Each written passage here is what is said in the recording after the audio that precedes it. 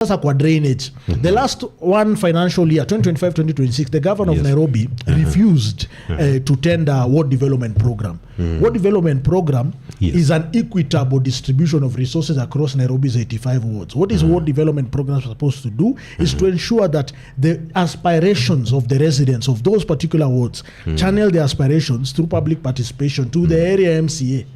Right, through the CIDP and the annual this county integrated development plan, and subsequently splitting that CIDP, which is a 5-year plan, into 5 annual development plans or ADPs, and then the MCA writes a letter nominating and proposing a project, one project, across in the ward for the financial year.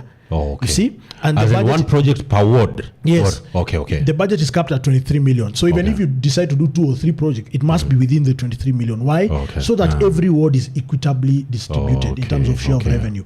Such that SASA, or share of resources, such that usiseme kama Kayole, isipate pesa kidogo kuliko Ugli. Hamza, Maringo, isipate pesa mingi kuliko Laini Saba. Equal, sawa. But is that really equal? Because there's equity and equality now. So as we're looking depending on the need on the ground. Before you even come to that, we're saying at bare minimum. At bare minimum, if this is the only thing that this ward will get, let it get 23 million. By default. Come rain, come sunshine, regardless of who is in that office. The governor refused to do that. That's why you've seen us not have any infrastructure development in Nairobi. That's why we were caught off guard by flooding.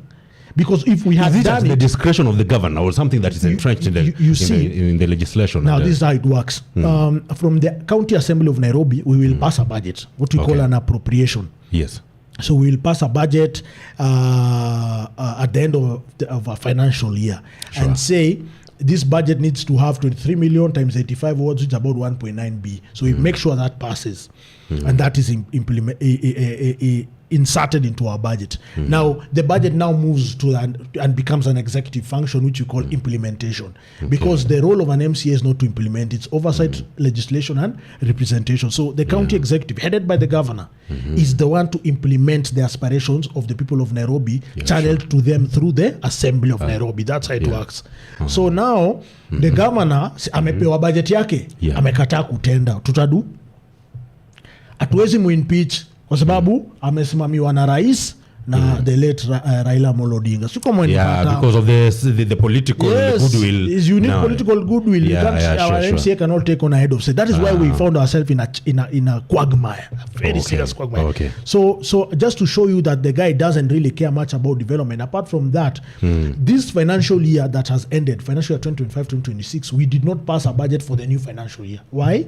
Because we found that the budget estimates that the county executive submitted to us for approval had a deficit in the PFM Act, which is Public Finance Management. There was supposed to be 30% by law for development.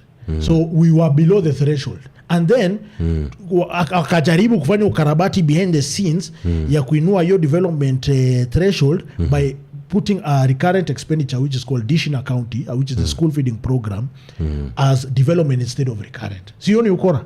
Yani kununua mahindi kwa nyumba yako, ama mchele ama beans, ni development ama ni recurrent. Unaona? You know, anyone who has gone to a school, anyone who has gone to a school, at least even a certificate in accounting, hata kama si diploma, hata business education, you know the difference between development and recurrent. Hata kuuliza mtoto, haya nikikupatia 100 ununue sweetie, hiyo ni development ama recurrent? Hata kuambia hii ni matumizi tu. Sisi tuko na nipata. Kila mtu ako na akili. Sasa imagine from the cabinet they came up with such a policy.